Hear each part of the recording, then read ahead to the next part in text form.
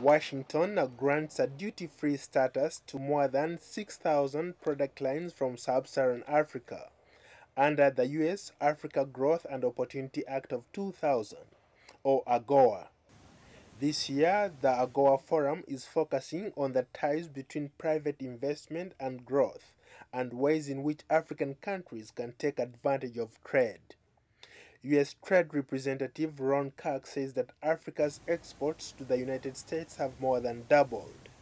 Agoa has certainly met our expectations in terms of transforming our relationship with Africa from one that had been traditionally just based on aid to one that will begin to build up and then build on commercial and economic ties to the mutual benefit of the 38 sub-Saharan countries. Agoa provides trade preferences to countries that are making economic and political reforms. Agoa reduces barriers to trade, creating jobs, but U.S. exports to sub-Saharan Africa go primarily to a few countries. And Kenya's Minister of Trade, Amos Kimonya, says a lot more needs to be done to realize Agoa's full potential. We have 6,400 products eligible for export into the U.S. under Agoa, but sadly only a very limited number is coming through. And various countries have different issues in terms of where they are not exporting. The bulk of the trade is 90% plus. It's oil and energy-based products, whereas the 10% constitutes a very tiny percentage of the U.S. imports on a global basis. So we feel that 10 years on, the number should have increased. In early years, some countries were able to increase substantially textile exports to the U.S. under Agoa.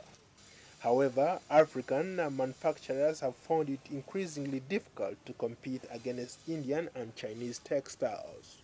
African women entrepreneurs are being showcased at this year's Agoa Forum in Washington. Susan Muhwezi is Special Advisor to the President of Uganda. We trained about 200 women in the apparel sector, and they were just entirely women. And we have had women in the craft section.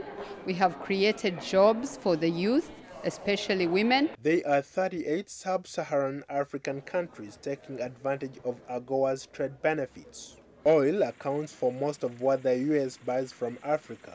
But the Zambian Trade Minister Felix Mutati notes that Agoa has resulted in some significant strides in the agricultural sector. We have significant challenges in the agriculture sector in terms of entry. Access has been okay, but in terms of entry associated with standards, associated with pest control, and we're working with the US TDR to ensure that the challenges that we face in terms of pest control, standards, quality, how best can they create capacity for us? Analysts said that the U.S. trade with sub-Saharan Africa decreased 40% in 2009 because of the economic downturn. The U.S. Africa Growth and Opportunity Act is due to expire in 2015, and some African countries would like that deadline extended. Paul Ndiho, VOA News.